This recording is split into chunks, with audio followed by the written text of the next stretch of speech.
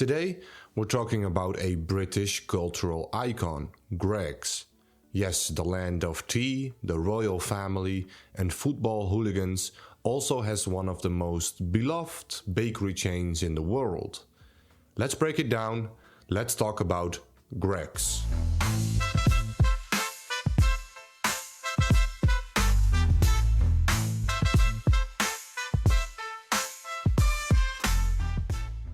Our story begins in 1951 in the small town of Gosforth, Newcastle.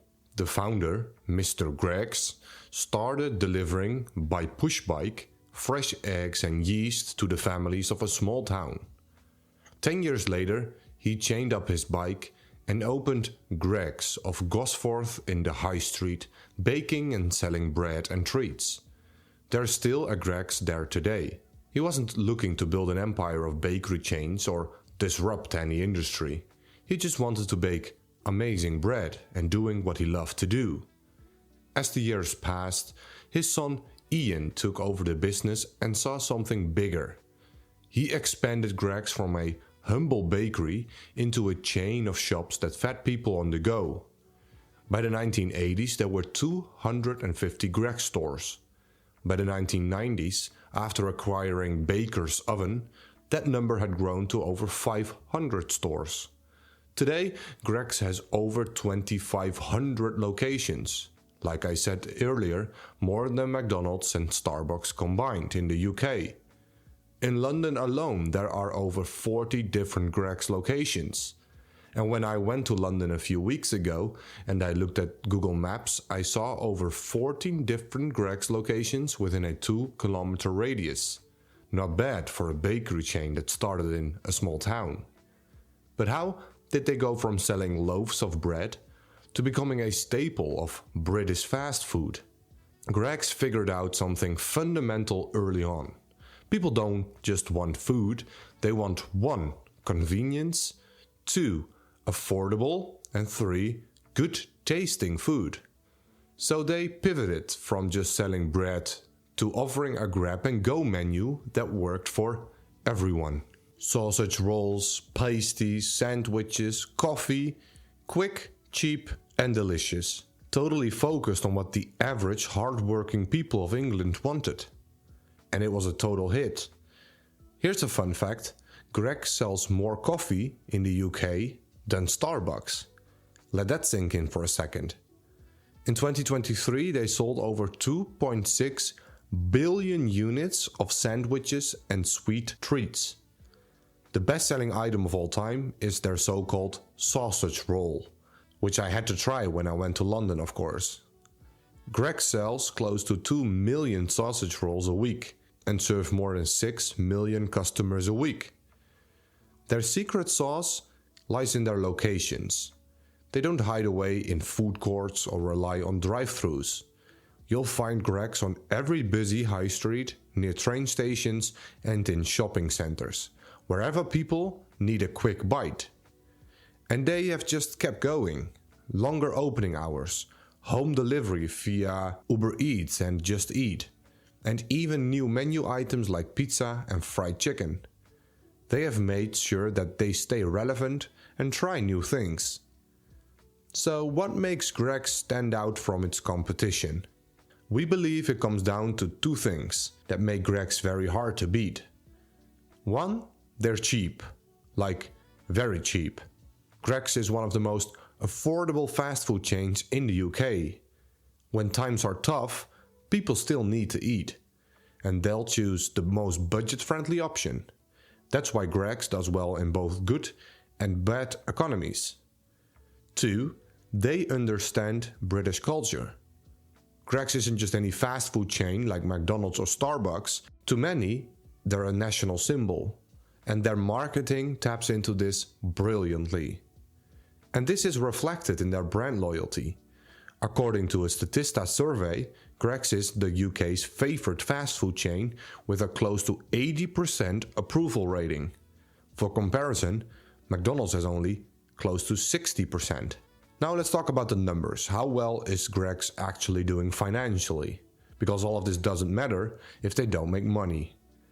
Revenue has been growing at about 9% per year for the past decade. Gross profit margins are around 60%. Net profit margins are around 8%, which is very healthy for this industry.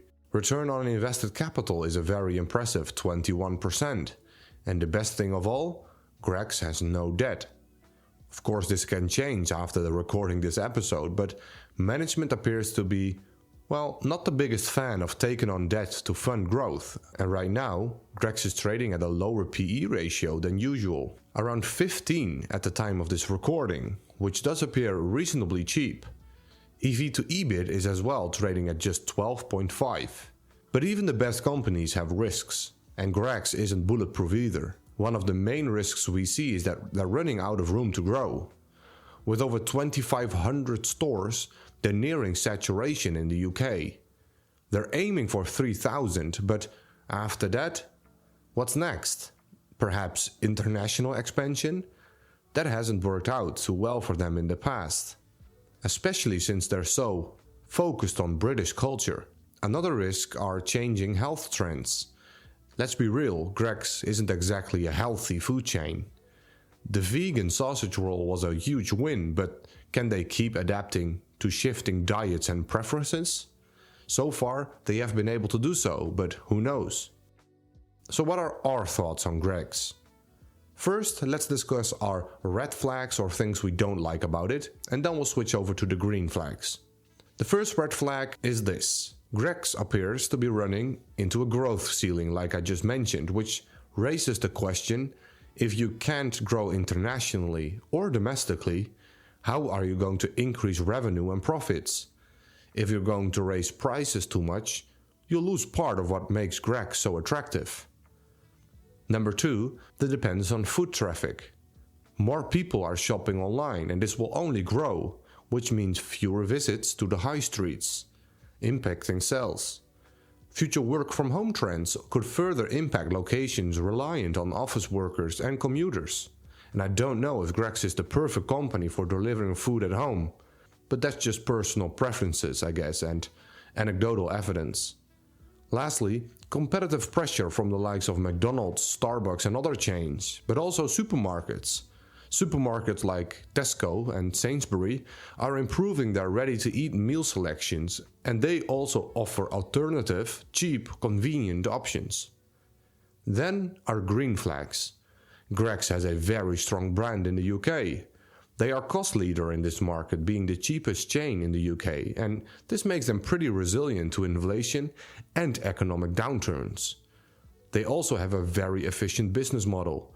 The majority of food is pre-made in factories, reducing labor and operational costs. Stores require only 2 to 3 employees per shift, and this keeps costs pretty low. They are debt-free and have very good margins for this industry. It's a simple business and easy to understand.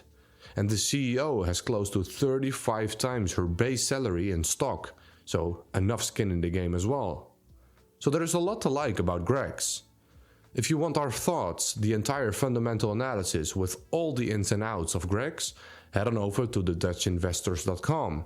For less than just 55 cents per day, you can get access to all our company reports, live portfolios, buy and sell alerts, and much more. If you're eager to learn and grow as an investor, consider becoming TDI Premium. We hope to welcome you to the growing community of like-minded investors. That's it for today's quick company breakdown. If you liked it, please let us know by sending us an email or leaving a 5-star review. That really helps us out. Until next time, stay curious, keep learning, and happy investing.